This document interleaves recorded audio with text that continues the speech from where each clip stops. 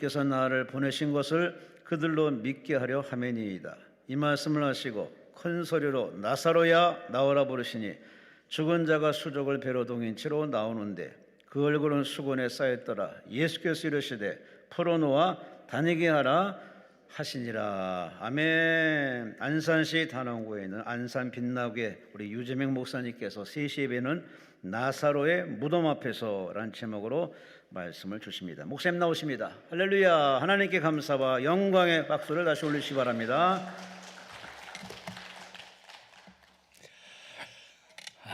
이 오후 시간 함께 하게 해주신 하나님의 은혜 감사하면서 바랄게는 제가 전하고자 하는 것 이상 여러분이 기대하는 것 이상 더해 주시는 하나님의 은혜가 가득했으면 좋겠다 싶은 마음입니다. 오전 시간에 나사로의 죽음 앞에서 라는 주제로 설교를 했고, 이 오후 시간에는 나사로의 무덤 앞에서라는 주제로 함께 은혜를 받고자 합니다. 믿음을 이렇게 표현했습니다. 믿음은 들려오는 많은 세상의 소리들 가운데 하나님의 소리를 골라 듣는 것이라고 말입니다. 그렇죠? 마치 대기 중에 공기가 있는데 사람은 그 공기 중에 산소로 호흡을 합니다. 공기 중에 사람이 산소로 호흡하지만 산소만 있는 것은 아닙니다. 질소가 78%, 산소는 21%입니다. 그런데 그 육적 생명이 살기 위해서는 또 사는 방식은 바로 그 공기 중에 21%인 산소를 마시며 살아갑니다. 거듭난 우리 그리스도인들, 영적 생명이 사는 비결, 들려오는 많은 세상의 소리들이 있습니다. 너 힘들걸, 너 어려울걸, 너 이번에 끝날 거야. 그 가운데 환경이 나에게 무엇이라 말씀하시는 것이 아니라 하나님이 나에게 어떤 말씀을 하시는 것이지, 하나님을 향하여 귀 기울이는 것, 이것을 믿음이라 이렇게 표현한 것입니다. 오늘 말씀에 보면 마르다 마리아가 예수님과 함께 무덤에 서게 됩니다. 그 무덤 안에는 나사로가 죽어 있는 줄도 모르고 죽어 있습니다. 죽은 지 나흘 되었고 몸은 부패가 되었고 장례는 이미 마침받은 무덤입니다. 존경하고 사랑하는 성도님들, 무덤 하면 느낌이 무엇이죠? 끝났어. 더 이상 희망이 없어. 무덤 하면 미움도 시기도 질투도 다 소용이 없어. 그렇게 욕심을 부리더니, 그렇게 살라고 바둥바둥 대더니 느낌상 무덤은 그 다음은 없다입니다. 근데요, 우리가 사람이 사람으로 살려나면 종종 무덤에서의 무덤이 아니라 삶이 무덤일 수가 있어요. 때로는 가정이 무덤이 되고, 때로는 자녀의 삶이 무덤이 되기도 하고, 때로는 내가 섬기는 교회가 무덤이 되기도 해요. 아무 희망이 없어 보이는 거예요.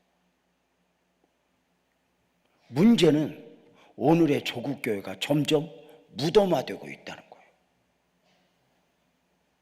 믿습니다. 믿습니다. 이거 외칠 때와 달리 교회들마다 희망을 잃어 살아가고 있어요. 교회들이 그러하니 성도들 삶은 어떠할까? 영적인 기대, 영적인 소망을 놓아버린 가운데 살아가고 있지는 않은가? 혹시 무덤이라고 하는 환경 가운데 오늘 이 성산에 달려오신 분이 있습니까? 마르다 마리아는 그 무덤 앞에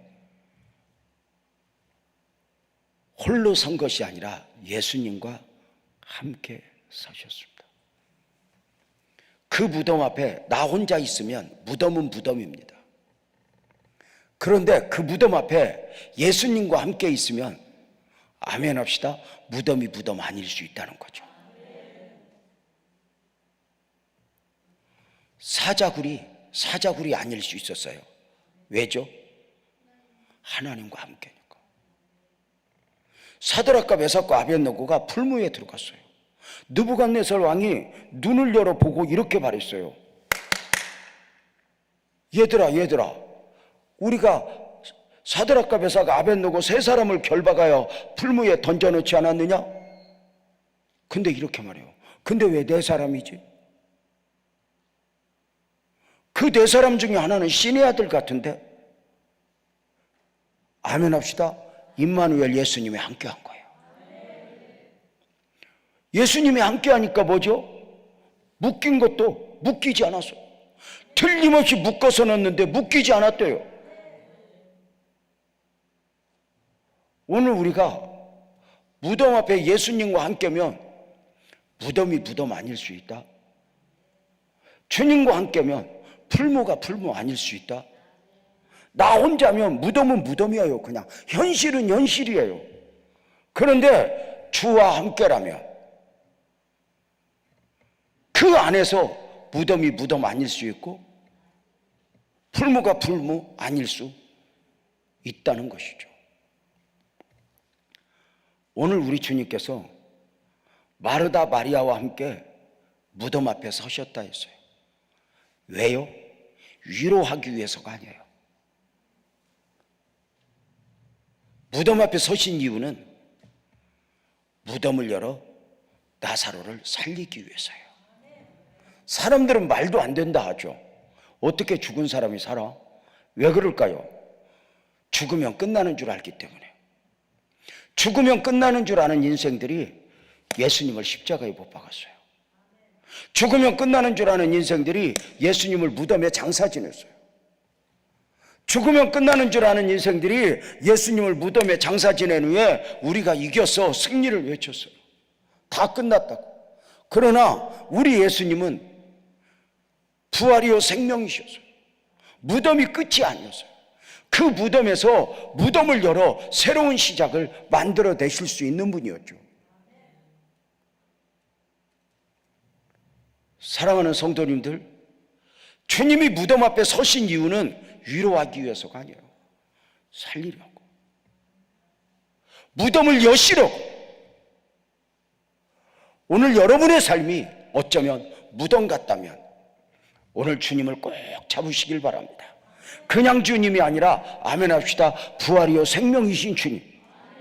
그 예수님은 능히 무덤을 열 수 있는데 문제가 생겼어요. 이렇게 설교하다 보니까 무덤이 무덤이 아니라 여러분의 표정이 무덤이야. 아니 설교하는데 무서워 죽겠네. 따라서 봐. 은혜는 표정 타고 온다. 그럼 표정부터 바꿔야지. 어찌 전부 실현당하고 어찌 암 선고 받고 온 사람들 같아. 은혜는 표정 타고 온다 그래. 그래서 표정을 밝게 해야 은혜가 오고 표정을 밝게 목사님을 쳐다봐야 오래오래 설교하고 싶지. 내가 좀 빨리 가고 싶어. 그러면서 제 혼자 생각에 표정도 무덤인데 어떻게 열리겠냐? 여러분 봐봐. 참 중요한 게 주님에게는 무덤이 끝이 아닐 수 있다는 거죠. 무덤 앞에 왜 서셔서 살리려고. 사람들은 말도 안 된대. 여러분이 믿는 예수님은, 제가 믿는 예수님은 언제나 그렇게 대단한 분이었어요. 그 예수님 만나서 인생이 바뀌고, 그 예수님 만나서 문제가 해결되고, 그 예수님 만나서 새로운 시작이 있어진 경우들이 얼마나 많았는지. 무덤 앞에 왜 서셨다고? 살리려고. 그게 참 신기한 거예요. 그래서 사람들은 끝났다고 하는데 주님은 끝나지 않았대. 아브라함은 자신의 몸도 사라의 몸도 죽었는데 하나님은 끝나지 않았대. 목회를 해보면 그래요. 우리 교회가 끝난 것 같아. 그런데 끝난 게 아니야. 그래서 저는 이런 표현을 해요. 한번 따라서 봐요. 마지막을 내가 만들지 말자. 아니, 내가 여러분 표정 보고 내가 이상해서 돼지 앞에 진주를 던지지 말라고 그랬거든. 이 멋진 말을 해도 전혀 감동이 없으니 한번 더 따라서 봐요. 마지막을 내가 만들지 말자. 눈앞에 환경이 마지막이고 끝난 것 같다고 그래도 내가 끝내면 안 되겠더라고. 내가 마지막이라고 하면 안 되겠더라고. 끝까지 믿음을 말해야 될 필요가 있더라고. 왜? 내가 능력이 있고 가능성이 있어서가 아니라, 아멘 해봐요. 전능하신 주님이 내 주님이니까.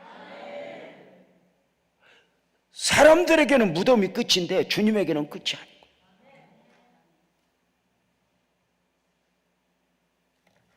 이것을 수많은 사람들이 경험을 하고 간증을 해요. 무덤 앞에 왜 서셨어요? 살리려고. 그래서 마지막을 내가 만들지 말자. 진짜 믿음은 내 삶에 있어서 아이고 나 끝나버린 것 같아, 자살해버릴 거야, 이거 믿음 아니에요. 신앙생활에 있어서도 관계에 있어서도 마지막을 내가 만들지 말자. 어느 날 생각하니까 바랄 수 없는 중에 바라고, 죽은 자를 살리시는 하나님을 믿는다면 마지막을 주님 앞에 내어드려야 되겠더라고.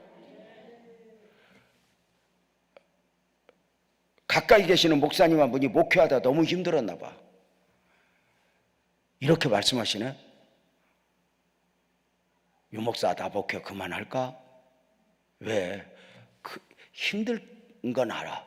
왜냐하면 150명 모이던 교회가 문제가 생기면서 한 5, 60명 남았으니까 딱 쉬면 되지. 유 목사, 나 목회 그만할까? 제가 이렇게 말했어요. 십자가 네 맘대로 내릴 권리 없어. 이게 네 교회가 아니라 주님의 교회야. 사람 없다고? 한 영혼이 천하보다도 귀히 여겨지면 지금 영혼들 앞에서 그런 소리 하면 안 돼. 아멘 합시다. 우리는 끝까지 믿음을 바라야 하고 끝까지 주님을 기대해야 돼.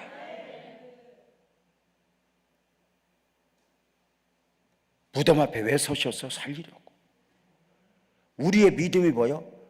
주님과 함께면 무덤도 무덤 아닐 수 있고, 사자굴도 사자굴이 아닐 수 있고, 풀무도 풀무가 아닐 수 있다. 이게 절대 우리의 믿음이죠. 주님 앞에 무덤에 서신 이유는 뭐냐? 말씀이 말씀되게 하시려고. 그죠? 이 무덤의 배경이 어떠했죠? 나사로가 병들어 죽어가요. 예수님에게 소식이 왔어요. 예수님 빨리 와주세요. 나사로가 병들어 죽어가요. 와서 기도해 주세요. 살려주세요. 이때 예수님이 그랬어요. 그는 죽을 병이 아니라 하나님의 영광을 위한 병이다.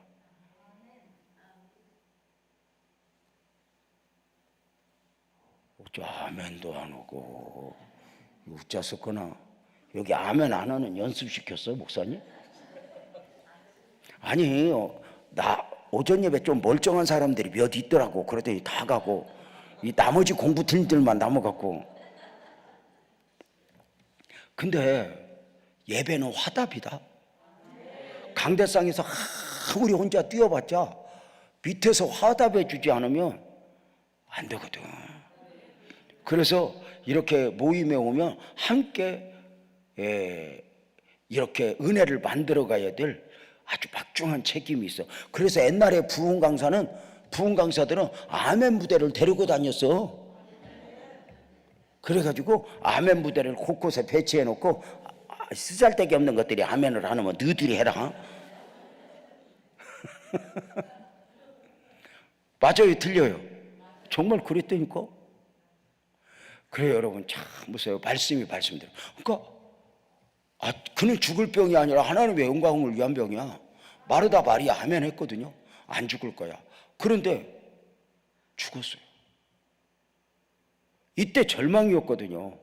내가 믿었는데, 내가 아멘 했는데 나사로 왜 죽었지? 그래서 나사로가 죽으면서 말씀도 죽은 것 같고 아멘도 끝난 것 같았어요. 이때 우리는 느낌이 그러거든요. 믿어봐도 소용없어, 기도해봐도 소용없어.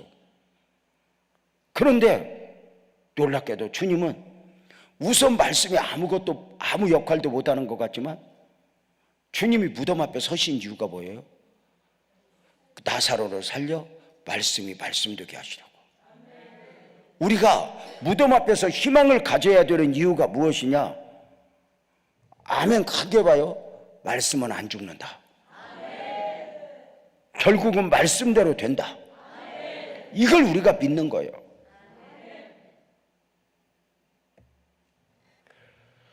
환경이 최악이지만 그 환경이 나를 결정하는 것이 아니라 아멘 해봐요. 말씀이 나를 결정한다. 이게 우리의 믿음이거든요. 아브라함은 갈 바를 모르지만 말씀을 따라갔고, 그죠? 다윗이 가장 힘들 때 나와 내 집이 무엇이간데 주셨던 약속의 말씀을 붙잡았고, 오늘 또 사랑하는 성도님들, 여러분에게 하나님이 주셨던 말씀이 있어요. 제가 이렇게 이제 강사로 와서 설교를 하면서 늘 느끼는 것은 뭐냐면 오늘의 은혜가 일방적 은혜가 아니에요. 이렇게 이제 말씀을 전하면 오늘 은혜만이 은혜가 아니라 언젠가 받았던 말씀들이 여기서 이렇게 요동을 쳐요. 언젠가 나에게 은혜를 주셔 흥분케 하셨던 말씀이 오늘 말씀과 함께 요동을 치면서 스파크가 일어나면서 아멘 해봐요. 말씀이 능력이 돼요. 그래서 참 중요한 게 바로 뭐냐? 무덤 앞에 주님이 왜 서셨다고? 말씀이 말씀되게 하시라고. 전에 말씀은 그거 끝난 줄 알았어. 전에 그 말씀 아무것도 못한 줄 알았어. 근데 말씀대로 돼. 기도를 많이 하는 사람들 한결같은 고백이 뭐죠? 결국 기도대로 돼. 결국 믿음대로 돼. 우리가 믿었던 말씀, 믿었던 믿음, 이렇게 된다는 거죠. 그래서 나는 끝난 줄 알았는데, 그래서 절망했는데 나중에 보니까 주님은 그 죽은 자 가운데서도 다시 살리사 아멘 해봐요. 말씀이 말씀되게 하시고 믿음이 믿음되게 하시고 이 놀라운 역사가 있는 거죠. 말씀이 말씀되게 하시려고. 그래서 우리가 일단 주님이 주시는 은혜의 말씀은 아멘으로 받는 거죠. 언젠가 이 말씀이 역사할 거야. 언젠가 이 말씀이 기적이 일어날 거야. 오늘 이렇게 무덤을 여시는 주의 말씀이 선포되었다면 여러분의 상황이 어떠하든 아멘으로 받는 거예요. 환경 때문에 영향을 받아서 아멘이 아멘되지 못하는 것이 아니라 말씀대로 될 거야. 역사가 일어날 거야. 나는 이 하나님 믿고 나는 기도할 거야. 그래서 이 말씀이 우리를 뜨겁게, 이 말씀이 나로 하여금 눈물을 흘리게, 이 말씀이 나로 하여금 감격하게. 그래서 상황은 너무너무 어려운데 나로 하여금 그 붙잡을 말씀을 주신다. 이게 놀라운 은혜가 아닐까? 말씀은 죽지 않아요. 결국은 말씀대로 돼요. 말씀은 영원히 살아서 역사하실 거란 말이에요. 그래서 여러분들 오늘 은혜도 은혜지만 언젠가 기도하다가 받았던 약속의 말씀, 오늘 설교를 듣다가 언젠가 받았던 그 말씀들, 은혜의 말씀들이 이 안에서 맞아 오늘 목사님 저렇게 말씀 전하시는데 나도 이 말씀 언젠가 받았었어. 그러면서 아멘 하면서 이 말씀을 꼭 붙잡고 말씀이 여러분의 삶의 현장에서 30배, 60배, 100배의 결실을 맺는 역사가 경험되어질지어다. 그 하나님 붙잡는 거죠. 그 하나님. 결국은 말씀대로 되거든요. 나사로를 살리기 위하여 무덤 앞에 서신 예수님. 그 예수님은 나사로를 살리시기 위하여 먼저 믿음을 요구하셔요. 믿음을 어떻게 요구하죠? 말로가 아니에요. 말도 안 되는 요구를 해요. 마르다 마리아야, 무덤을 열라. 근데 마르다 마리아가 이렇게 말해요. 예수님 열 필요 없어요. 끝났어요. 열어. 아, 냄새나요. 열어. 죽은 지 나흘 됐어요. 네, 열어. 예수님이 죽은 줄 몰라서, 부패된 줄 몰라서 열라고 하셔요. 또 중요한 게 있어. 예수님이 무덤을 열 힘이 없어서 마르다 마리아 보고 열라고 그래요? 예수님은 말씀 한마디로 무덤 열 수 있어요. 근데 무덤을 열래요. 근데 마르다 마리아가 열 필요 없대요. 이때 예수님이 주셨던 유명한 말씀이 바로 40절이에요. 40절 한번 읽어볼까요? 40절 말씀. 40절 찾았으면 아멘. 40절 말씀 함께 읽자요. 시작. 예수께서 이르시되 내 말이 내가 믿으면 하나님의 영광을 보리라 하지 아니하였느냐 하시니. 한 번 더 크게. 시작. 예수께서 이르시되 내 말이 내가 믿으면 하나님의 영광을 보리라 하지 아니하였느냐 하시니. 아멘. 따라서 해봐요. 믿으면 하나님의 영광을 보리라. 자, 여기 보세요. 다시 말씀을 드리면 마르다 마리아야, 무덤을 열어, 이렇게 말씀하셨어요. 말씀 한마디로 여실 수 있어요. 근데 열어, 기도해, 너 나 믿어, 요구하는 거죠. 그러니까 마르다 마리아가 그래요. 열 필요 없어요. 냄새나요. 죽은 지 나흘 됐어. 열어. 열 필요 없다니까. 이때 주님 주신 말씀이 뭐예요? 내 말이 내가 믿으면 하나님의 영광을 보리라. 여기에 좀 번역상 문제가 있는 것 같지 않아요? 예를 들어서 나사로를 살리기 위해서 오셨으니까 이렇게 원래 이래야 되는 거 아니에요? 마르다 마리아야, 무덤 열어. 열 필요 없다니까. 열어. 네가, 내 말이 네가 믿으면 나사로가 살리라, 이렇게 말해야 되지 않아?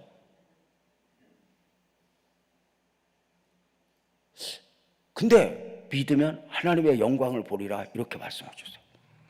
여기서 제가 퀴즈 하나 내볼게요. 맞출 것 같지는 않지만 그래도 한번 내볼게요.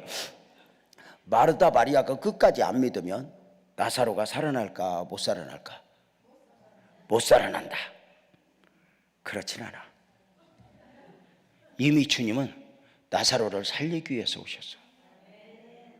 그런데 믿음을 요구한 이유가 뭘까? 중요한 게 있어요. 여기 봐봐요. 마르다 마리아가 믿지 않아도 기적은 봐. 그런데 하나님의 영광은 못 봐. 우리 주님은 나사로를 살리는 기적을 베푸시기 위하여 무덤 앞에 서신 게 아니야. 기적만 행하시렸다면 나사로를 처음부터 죽지 않게 두셨을 거야. 뭐 주님이 기적을 행해서 내가 주님이다, 주님을 증명하기 위해서 죽이고 살리고 이래요? 아니요. 주님은 나사로를 살리는 사건을 통해서 기적을 보여주고자 함이 아니에요. 하나님의 비전, 하나님의 섭리, 이 안에 보여지는 하나님의 영광은 바로 뭐냐면 부활이요 생명이신 예수님 자신을 나타내는 거예요. 부활이요 생명이신 주님이 아니래대로 그 기적 이면에는 주님이 이 기적을 통해서 말씀하고 싶었던 바가 있는 거예요. 사람들은 그런데 기적만 요구해요. 나사로만 살아나면 된대요.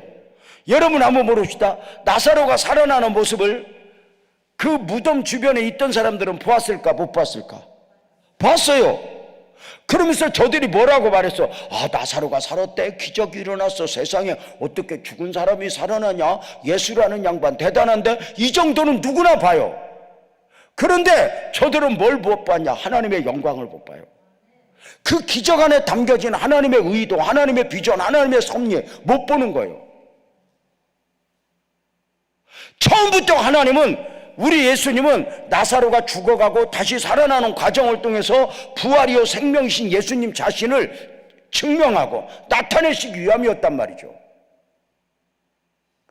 목회를 하면서 제 삶에, 그리고 우리 성도들을 보면은 단순히 어떤 기도 제목, 어떤 문제는 문제만의 문제가 아니에요. 어떤 그 사건을 통해서 주님이 우리에게 말씀하고 싶은 게 있고, 그 주님께서 나타내고자 하시는 바가 있죠. 무엇보다도 말씀 그대로 하나님의 영광을 나타내시고자 하는 의도라 그 말이죠. 우리가 단순히 고난 중에 해결되고 이게 아니라 그 말이죠. 중요한 건 뭐냐? 크게 아멘합시다. 내 삶에 하나님의 영광이 담겨 있다. 내 삶에 하나님의 의도가 담겨 있다. 내 기도 제목에 하나님의 기대가 담겨 있다. 이걸 믿어버려야 돼요. 그래야 합력하여 선을 이루시는 하나님의 은혜를 보는 것이거든요. 그래야 세상은 끝났어. 너 어려울걸? 해도 내가 마지막을 내가 만들지 않고 끝까지 말씀을 붙잡고, 주여 나를 살리시옵소서, 나를 능하게 하시옵소서 달려가게 되는 것 아닐까? 사랑하는 성도님들, 믿음으로 꼭 승리합시다. 믿음으로 주님 봅시다. 그래서 내 말이 네가 믿으면 하나님의 영광을 보리라. 오늘 또 우리가 주님이 믿음을 요구할 때는 믿음을 보여야 할 필요가 있어요. 기적은 봐요. 나사로가 살았대. 그러나 그것만 전부일까? 아니요. 그것만이 전부라면 나사로 죽게 안 뒀어요. 오늘도 고난 중에, 역경 중에 내 삶에 하나님의 뜻이 담겨 있고 하나님의 비전이 담겨 있다. 이거 굳게 믿으면 아멘 합시다. 우리 이겨낼 수 있죠. 승리할 수 있죠. 예수님은 그 무덤 앞에서 무덤을 열라. 이렇게 요구하시는 것처럼 오늘 우리가 모든 문제 앞에 있을 때 주님이 우리에게 기도해라. 너 믿음을 보여. 이렇게 요구하실 때가 있는 거죠. 믿음을 보여. 믿음을 보여. 이렇게. 그래서 우리가 참 중요한 게 이 믿음이 믿음 되는 거 너무 중요하거든요. 가끔 이제 후배들이 물어요. 선배, 어떻게 해야 목회가 잘 돼? 목사님들이 진짜 목회 잘하고 싶거든요. 아셔요? 여러분이 돈 벌고 싶은 것 이상 목사님들이 진짜 목회 잘하고 싶어요. 교회 부흥시키고 싶고. 얼마나 그러냐면 제가 한 번은 우리 아내하고 이렇게 대화를 하다가 밥을 먹다가 그랬어요. 식사하다가 여보 내가 당신 사랑한다. 그랬더니 눈도 깜빡 안 해요. 아니 나이를 먹으니까 사랑한다 그따위 소리 아무 소용없어. 젊을 때는 뭐 사랑한다 그러면 말로라도 뭔가 느낌이 있더니 사랑한다 그러니까 아무 소용. 나이 먹으면 여자들이 사랑 그따위 거 아무 소용없어. 돈을 내놓으래 돈.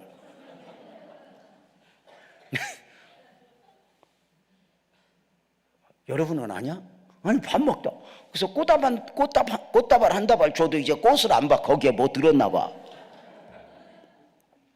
이런 여자들하고 사는 남자도 힘들어. 근데 여러분, 내가 우리 아내하고 밥 먹다 내가 당신 사랑한다 그랬더니 눈도 깜빡 안 해. 그래서 내가 이렇게 말했어. 근데 여보 내가 당신 사랑하지만 당신이 나보고 손가락 하나 잘라달라면 나 이혼할 거다. 나 당신 없이는 살아도 손가락 없이는 못 살아. 이것도 젊을 때 같으면 한번 싸울 거예요. 왜 말을 그렇게 하냐고. 근데 나이 먹으니까 이제 모든 걸 초월한 우리 아내 한 방에 끝내. 잘라달라고 안 할게. 밥이나 드셔. 여유. 우리 아내가 우리 교회 여전도 회원들한테 이렇게 한 번씩 나누는 대화를 보면 이래. 가정이 평안하려면 남자보다 여자가 그릇이 10배나 커야 된다고. 그래서 남편이 아무리 지랄해도 다 담아낼 능력이 있어야 된다고. 일일이 지랄하는 거 반응하면 가정이 가정 안 된다고. 알아듣나 몰라? 근데 우리 아내한테 그렇게 말한 거야. 근데 여보, 당신이 잘라달라면 손가락도 못 잘라줄 것 같은데 교회만 부흥된다면 다 잘라줄 것 같아. 이게 목사의 마음입니다. 정말 목회 잘하고 싶거든. 근데 잘 안 되는 거죠. 선배, 어떻게 목회가 잘 돼? 나도 모르겠어. 그러면 그때 꼭 이렇게 묻는 사람들이 있어. 선배는 오랜 날 동안 목회하면서 다른 교회가 한 번 경험하기도 힘든 많은 문제를 만났었잖아. 그런 문제들을 다 어떻게 해결하고 여기까지 왔어? 그럼 제가 꼭 그때마다 답변하는 게 있어요. 하나님의 은혜지. 그런데 돌이켜보면 참 감사한 게 나는 어떤 문제가 있을 때 이 문제를 어떻게 해결하려 하지 방향을 잡기보다 아멘 해봐요. 그 문제 앞에서 믿음을 지키려고 노력했어. 이렇게.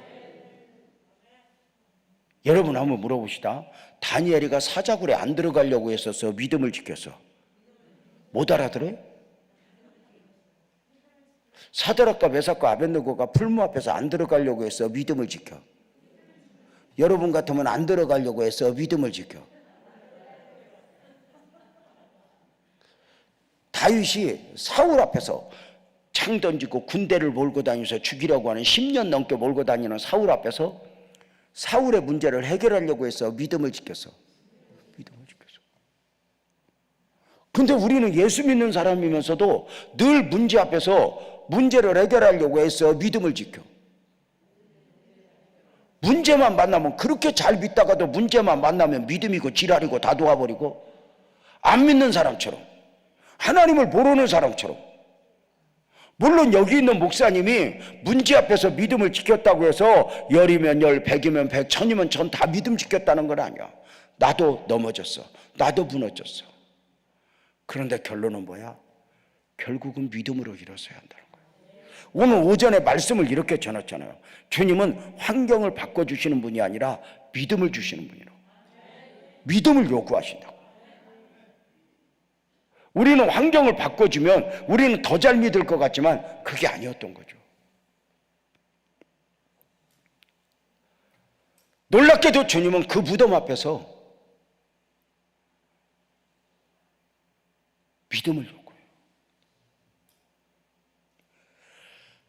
또 하나 나사로가 살아날 수 있었던 것은 무엇이냐? 무덤 앞에서 주님이 기도를 해요. 야, 이게 대단한 거 아니요? 단순한 무덤이 아니야. 끝났어. 이제 아무 희망 없어. 그런데 우리가 적어도 주님과 함께라면 끝난 것이 아니야. 이렇게 말씀을 드렸잖아. 주님은 그 무덤 앞에서 기도해요. 모두가 끝났다고 말하는 그 무덤 앞에서 기도하는 거예요. 바랄 수 없는 중에 바라고. 이게 믿음인 거예요. 가능성이 있어서가 아닌 거죠. 제가 이제 우리 성도들을 섬기다 보면 뭐가 가능성이 보이면 막 기도를 짜짜짜 막 해요. 우리 아들이 학교에서 5등 안에 들어가면 주여 좋은 데 보내주세요. 막 이렇게. 근데 공부 좀 못하면 아예 엄마가 먼저 포기하고 주여 그죠? 어찌하든지 고등학교만 무사히 졸업시켜 주옵소서. 그리고 뭔가 믿음이 아니라 자기 자신 안에서 다 결정이 나요. 제가 한 번은 우리 교회 이렇게 기도하는 이제 소예배실로 이렇게 들어갔더니 이제 신방 갔다 와서 이렇게 들어갔더니 우리 그때 당시에 집사죠. 지금은 권사인데 집사님 한 분이 막 의자에서 하나님 내년 4월에 집 주실 줄로 믿습니다. 내년 4월에 집 주실 줄로 믿습니다. 막 그러면서 의자를 막 부시듯이 때리면서 내년 4월에 집 주실 거 믿는다고 막 믿음을 선포하며 막 기도를 하는 거야. 내가 그래서 뒤에서 하나님 빨리 준다고 어서 의자 다 부어지겠어.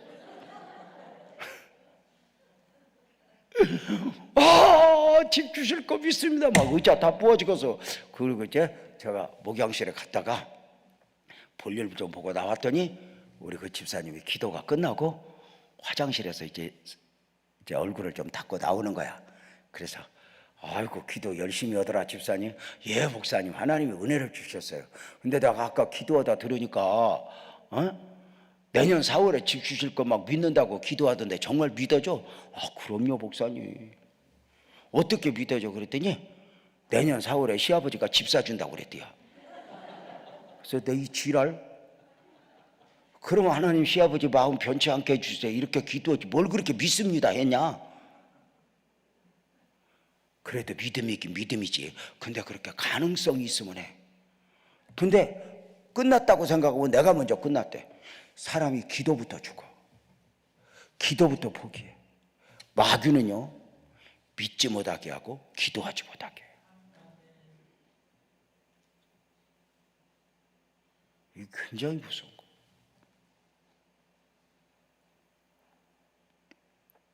나는 한국교회도 살아야 되지만 이 강남금식 기도원이 살아났으면 좋겠어. 이곳에 역사가 있었으면 좋겠어. 여러분 어떠세요? 주님은 기도하는 거예요. 어떻게? 이렇게 기도해. 문제 앞에서 하늘을 우러러 이렇게 기도해.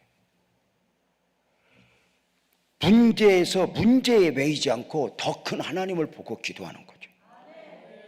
문제 앞에서 아멘 해봐요. 하나님을 기대하는 거죠. 마귀가 하는 것 중에 하나는요 기도하면서 사람을 의지하게 해요. 사람을 기대하게 해요.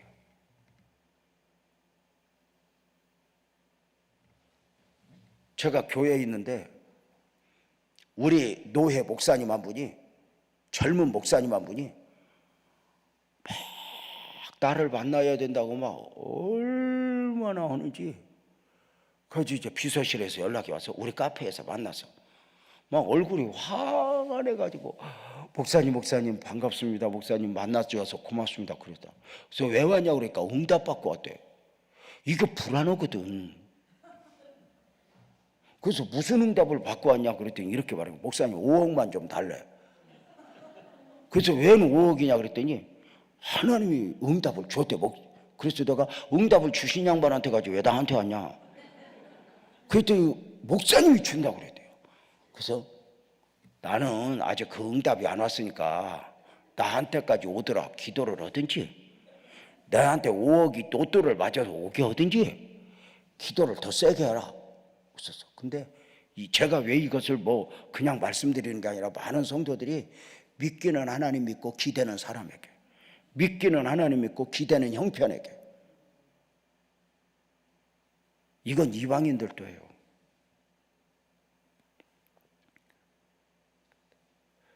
환경은 나보고 어렵대. 너 힘들걸, 너 어려울걸 그래. 근데 나는 끝까지 이 말씀 붙잡고 기도를 놓아버리지 말아야죠.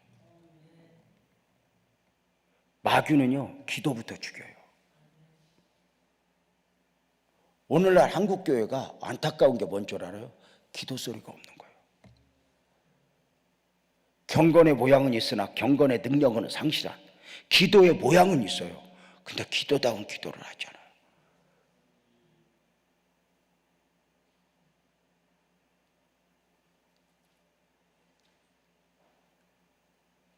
기도할 수 있는가? 주님은 무덤 앞에서 기도했다니까. 무덤을 열어놓고 기도하셨다니까.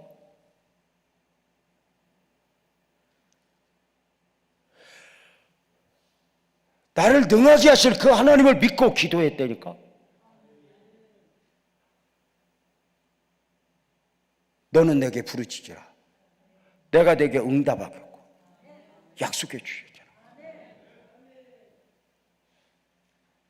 구하라 주실 것이요. 약속해 주시더라. 그 놀라우신 은혜가 얼마나 커요.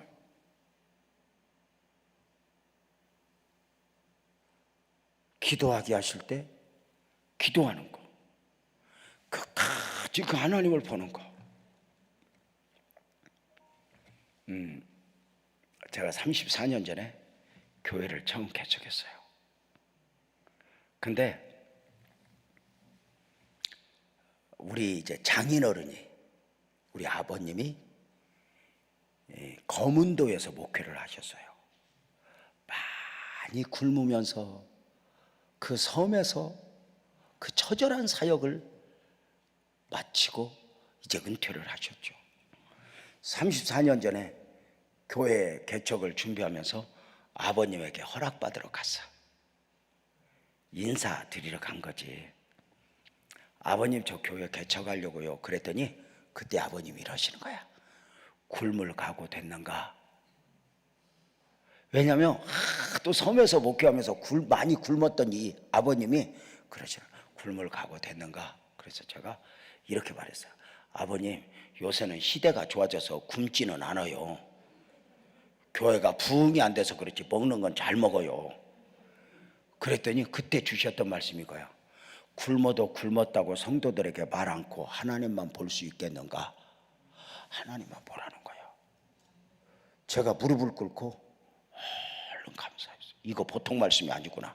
이걸 내가 목회의 정신으로 잡아야 되는구나. 그래서 그 어떤 것도 사람 의지하지 않고 주님만 보자. 그렇게 해가지고 이제 목회를 34년 전에 주님만 보고 목회를 하고 있어요.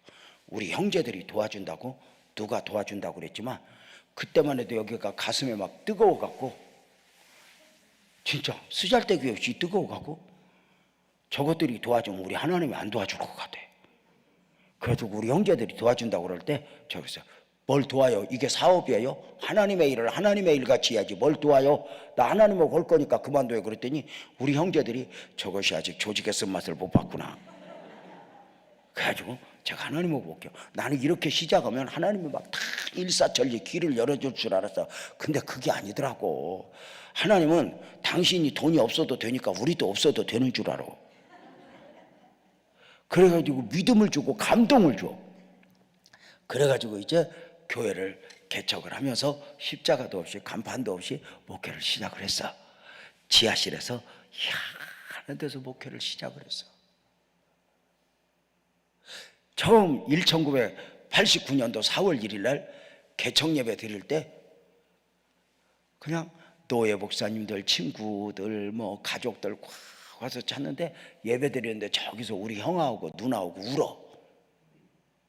왜냐하면 감사해서 울어야 되는데 아들 같은 동생 저거 고생문이 헌어거든 저게.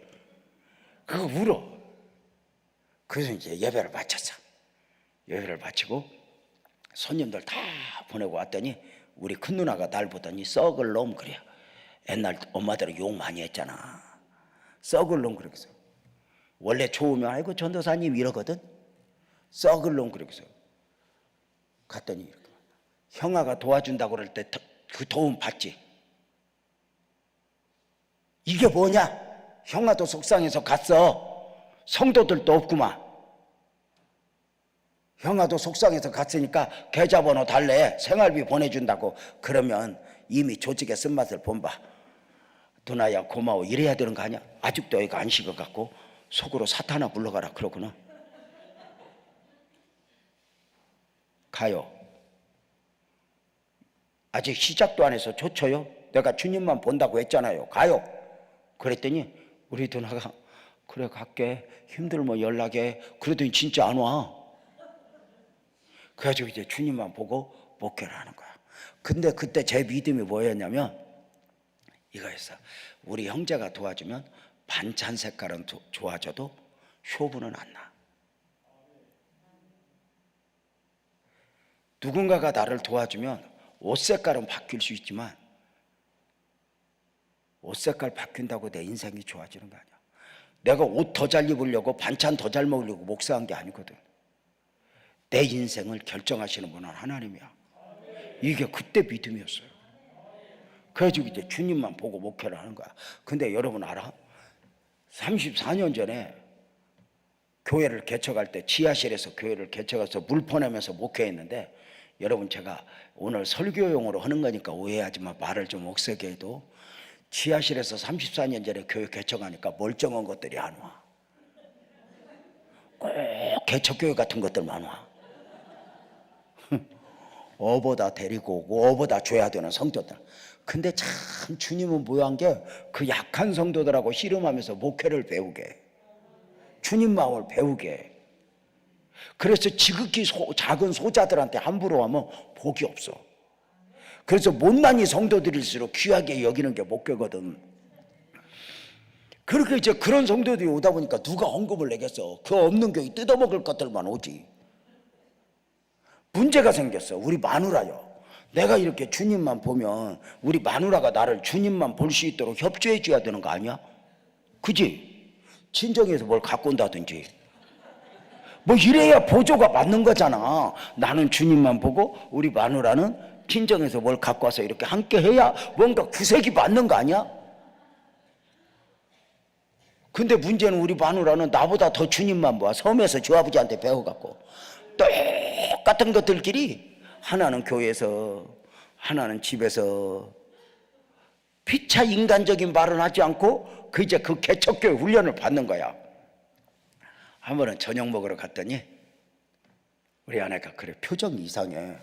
밥을 이렇게 주면서 당신 왜 그래? 그랬더니 아니요 그냥 왜? 그냥 말해봐. 그랬더니 여보 내일 아침 쌀이 없네. 그래 내일 아침 쌀이 없대. 그래서 내가 얼른 정신이 나가지고 이 사람아 이거라도 다 먹은 뒤에 이야기하지. 그냥 알았어. 그거 먹었는데요 참 권사님들 혹시 느낌 와? 내일 아침 쌀이 없다니까 아무 희망이 없는데 씻어야 할 이유도 없고 자야 될 이유도 없고 책을 읽어야 될 이유도 없어져. 이게 사람이 먹는 게 그렇게 중요하대. 아니 아무 희망이 없어져. 그래가지고 저녁 늦게까지 계속 뒤척 책을 읽어도 눈이 안 들어와. 성경을 읽어도 눈이 안 들어와. 별 생각이 다 들어. 우리 아내 보고 여보 우리 예배당 가서 기도나 하자. 그랬더니 그래요. 그리고 예배당을 가. 퀴즈 한번 맞춰봐. 예배당으로 쌀 떨어졌을 때 기도하러 가기 전에 형이나 누나한테 전화해서 형아야 쌀 떨어졌다 이렇게 전화하고 싶은 마음 있었겠어 없었겠어? 누가 있다고 그래서 지금 설교 1시간이 되게 지금 1시간이야 지금. 생각 좀 하고 대답을 해. 다시 전화하고 싶은 마음 있어 없어? 어떻게 없어? 10번이라도 더 전화하고 싶지. 근데 잘 봐. 우리가 기도라는 건 믿음으로 산다는 건 믿음으로 사는 게 아니야. 이 안에 믿음 아닌 걸 이겨내는 거지. 우리가 기도로 하나님을 바랄 때 기도만 있어서 기도가 하는 게 아니야. 인간적인 기도를 이겨내면서 하나님을 보는 거지.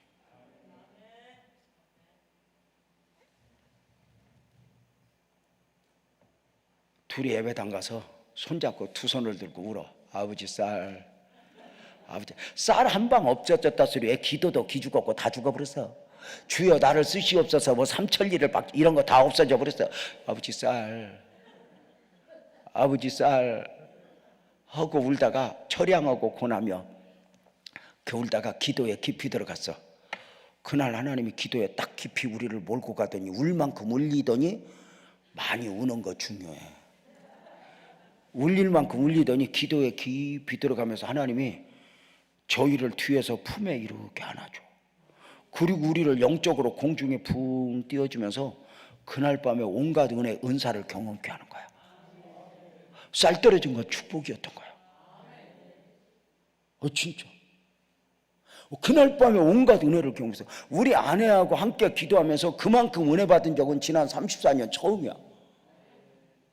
왜 그랬을까? 쌀은 그때 한 번 떨어졌지 2번 안 떨어졌어. 온갖 은혜를 경험한 거야. 그러니까 여러분 한번 물어보자. 쌀 떨어졌을 때 기도하러 가기 전에 형아나 누나한테 쌀 떨어졌다 형아야 나 도와주라 그러면 쌀은 와 안 와? 와. 감사해 안 해? 감사하지만 영적인 축복은 없어. 하나님은 쌀 떨어지는 사건을 통해서 이 하나님의 영광, 하나님의 기적을 계획하신 거죠.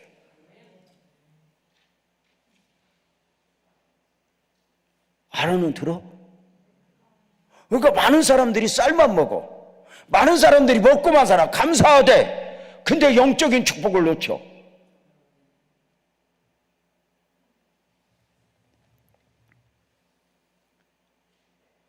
그날 밤에 얼마나 은혜가 넘치는지 새벽녘에는 우리 아내하고 춤을 덩실덩실 췄어. 춤추다 보니까 새벽 예배 시간이 됐더라고. 불을 환하게 켜놓고 새벽 예배 드리는데 얼마나 은혜가 넘치는지 아무도 안 오더라고. 아니 지나가던 사람이 다 하나씩 왔었는데 그날따라 왜 아무도 안 오냐? 쌀은 다 잊어버렸어. 중요한 게 있어. 기도가 깊이 들어가면 원래 가지고 온 기도 제목은 없어져. 하나님이 시키는 기도를 해. 그래서 쌀은 다 잊어버리고 우리 아내하고 은혜만 남았어. 여보야 우리 집에 가서 자자. 너무 은혜 받았다. 가서 쉬자. 그래 여보. 그리고 손잡고 예배당 지하실 문을 여는데 안 열려. 뭐가 걸려. 발로 어깨로 이렇게 했더니 부지직 소리가 나는데 누가 쌀을 한 통을 갖다 놨어. 그걸 보고야 쌀 생각이 나는 거야. 그날 아침에 제가 했던 말이 이거야. 여보야 하나님이 우리 보고 계신다 그치? 여보야 하나님이 우리 소리 듣고 계신다 그치? 그냥 앞으로도 바보처럼 이렇게 살자. 쌀통을 들고 가면서 울고 밥하면서 울고 반찬도 없는 밥 갖다 놓고 울고. 근데 그 밥상에서 하나님은 보이는 거야. 재명아 내가 너와 함께 할게. 내가 너 축복할게. 그 약속을 보는 거야. 나만은 그런 은혜 받았어? 아니 사실 우리 모두도 그런 은혜 다 받았어. 언젠가부터 그 은혜를 놓은 거야.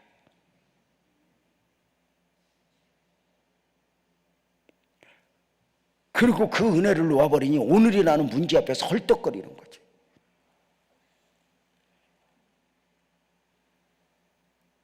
주님은 무덤 앞에서 감사기도 했을 뿐만 아니라 그 무덤 앞에서 선포해. 나사로야 나오라. 기도 중에 가장 강력한 기도죠. 있을지어다 그대로 되니라. 보시기에 좋았더라. 마귀야 떠나갈지어다. 응답이 있을지어다. 병마야 떠나가라. 선포의 기도죠.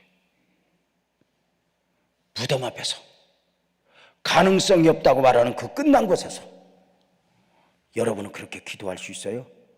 오늘 그 위대한 하나님의 역사가 여러분에게도 경험될지어다. 무덤이 열리고 살아나는 역사, 하나님의 영광이 보여질지어다. 믿으면 두 손 들고 아멘. 두 손 번쩍 들어봐요. 눈 감아봐요. 하나님이 오늘 어떻게 역사하실지 그 하나님의 은혜를 붙잡으면 좋겠어요. 하나님 아버지 두 손을 들었습니다.